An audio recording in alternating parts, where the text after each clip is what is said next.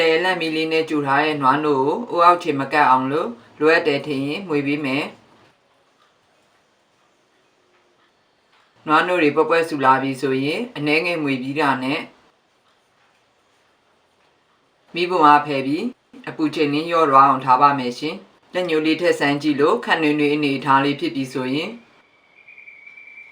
တင်ချင်ထဲကိုထမင်းစားစွန်းတစ်စွန်းလောက်ထည့်ပြီးတော့မှတင်ချင်လေးတွေပျော့ကျွေသွားအောင်လို့ဖြော်ပေးမယ်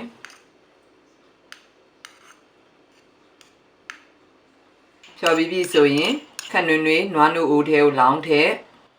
နှံ့နွားအောင်မှွေရောပေးပါမယ်ရှင်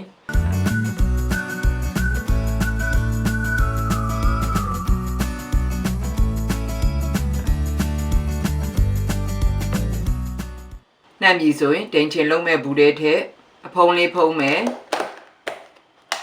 ပြီးပြီဆိုရင်စောင်းထူထူဒါမှမဟုတ်မျက်နှာတုပ်ပွားထူထူလေးနဲ့ထုတ်ပြီးတော့မှအခန်းပူမှာပဲ9နာရီကနေ6နာရီခန့်ထားပါမယ်ရှင်အဲ့ဒီအချိန်တော့တွင်လေးမှာတင်ချင်ဘူးလေးကိုလုံးဝမရွှေ့မလှုပ်ပဲထားဖို့လိုပါတယ်9နာရီခန့်ထားပြီးတော့မှဒီလိုလေးခဲပြီဆိုရင်ရေခဲတစ်တာထဲမှာတိမ်ပါမယ်ရှင်တင်ချင်လေးနဲ့စားဖို့ထညက်ရည်လေးကြိုပါမယ်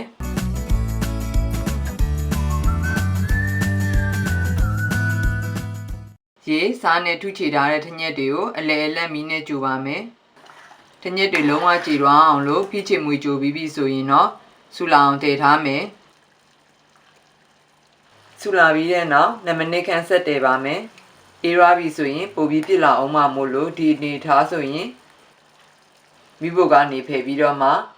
အနေနဲ့လေးတွေမပါအောင်လို့စကားစစ်ပြီးယူပါမယ်ရှင်အေးရပြီးတဲ့နောက်အနေငယ်ပိုပြစ်လာတဲ့အနေထားလေးပါသုံးဖို့အတွက်အသင့်ဖြစ်ပါပြီရှင်တင်ချင်လေးရေခဲတက်တာထဲမှာ4-5နာရီထားပြီးပြီဆိုရင်ခွက်လေးထဲကိုကြိုက်တဲ့လောက်ထည့်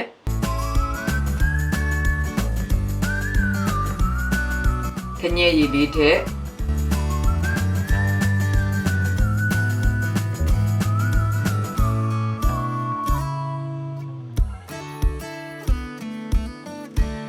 ရေခဲလေးတွေထည့်ပြီးတော့မှအရသာရှိစွာသုံးဆောင်နိုင်ပါပြီရှင်